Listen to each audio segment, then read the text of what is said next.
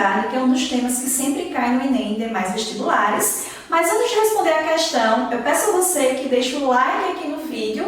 Se você ainda não fez a inscrição no canal, faz rapidinho a inscrição no canal, dá aquele apoio para o canal crescer e outros alunos, né, possam ter acesso a esse conteúdo de forma gratuita. Vamos lá responder a questão, diz o seguinte.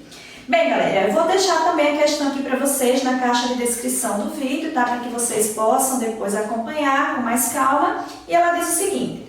Sobre as equações abaixo, assinale o que for correto. Já coloquei aqui as equações no quadro, daqui a pouquinho eu explico com mais detalhes, né, o que a questão quer. Ela me dá as duas equações, a equação número 1 e a equação número 2.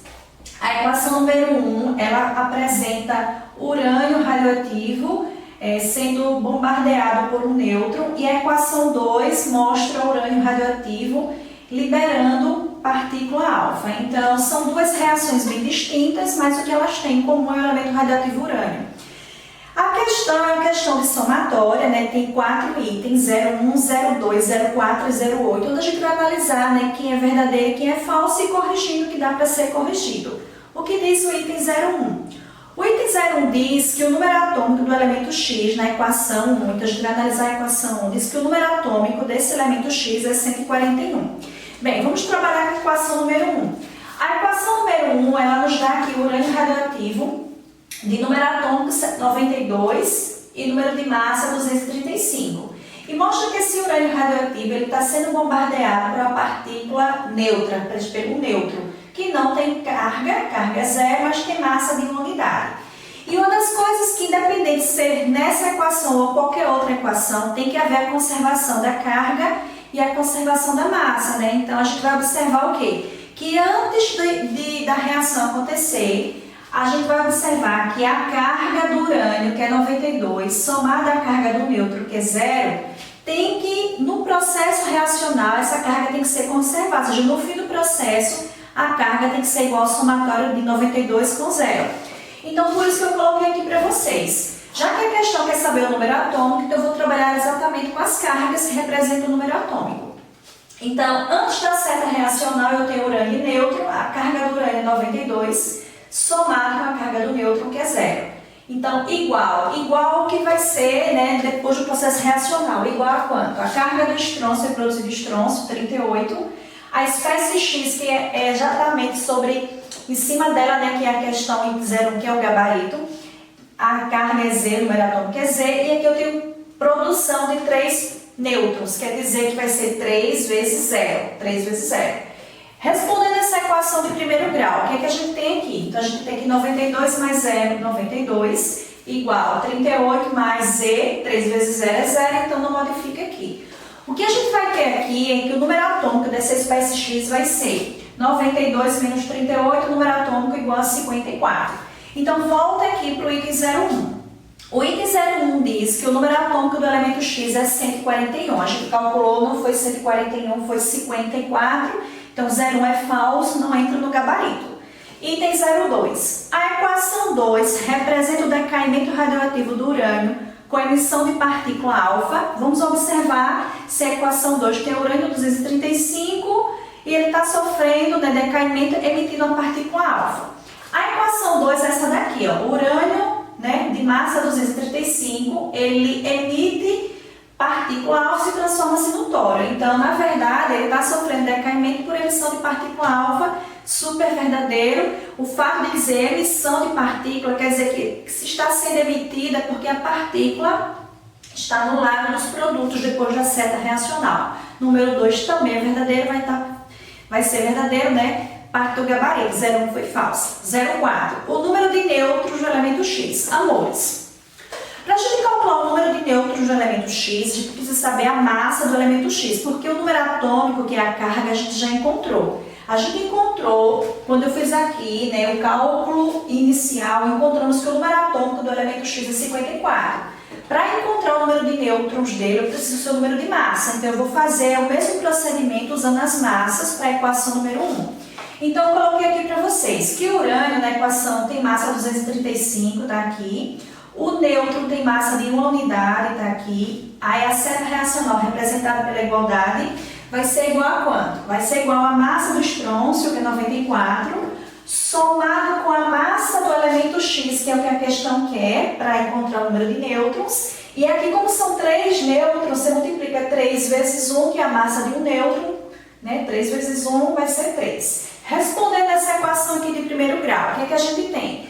A gente tem que 235 mais 1, 236, 3 vezes 1, 3, somado a 94 dá 97, então a gente vai encontrar o valor da massa. O número de massa vai ser dado pela subtração de 236 menos 97, o número de massa é 139. Agora que a gente já tem o número atômico do elemento X, que é 54, o número de massa 139, a gente vai aplicar nessa fórmula. Massa é igual a prótons mais nêutrons. A massa encontrada foi 139, está aqui. O número de prótons já vimos encontrado 54, aqui encontra agora o número de nêutrons, que vai ser a subtração de quem? De 139 menos 54, que são 85 nêutrons, que é exatamente o que tem aí no item 04. Olha aí. O número de nêutrons do elemento X da equação é 85, verdadeiro, né? Acabamos de encontrar 85. Então, 02 verdadeiro, 04 verdadeiro. Finalizando essa questão, né? Diz que a equação 1 representa uma reação de fissão nuclear. Vamos observar. Bem, primeiro, para que vocês entendam a reação de fissão nuclear, a reação de fissão nuclear é necessário que tenha um nêutron acelerado chocando-se com o elemento radioativo, que nesse caso vai ser o urânio radioativo. E nós temos esse nêutron, que é o nêutron, essa partícula aqui, de carga 0 e massa 1. Então, toda reação de fissão nuclear tem que ter um nêutron acelerado, uma partícula acelerada para se chocar com a espécie radioativa. E essa reação ela é de fissão porque quando o urânio é quebrado, ele origina 2 núcleos menores.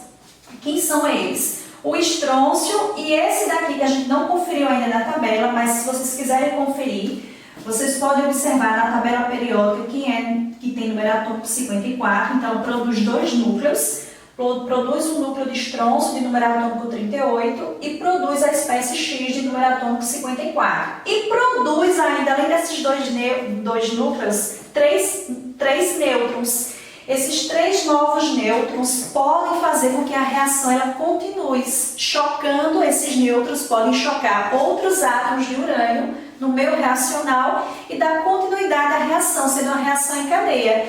Então, eu parti de um nêutron e originei 3 novos nêutrons que irão chocar outros átomos de urânio e que porventura, esses novos átomos de urânio irão ser chocados, originar novos nêutrons e a reação ela vai dar continuidade de forma infinita, em cadeia, né?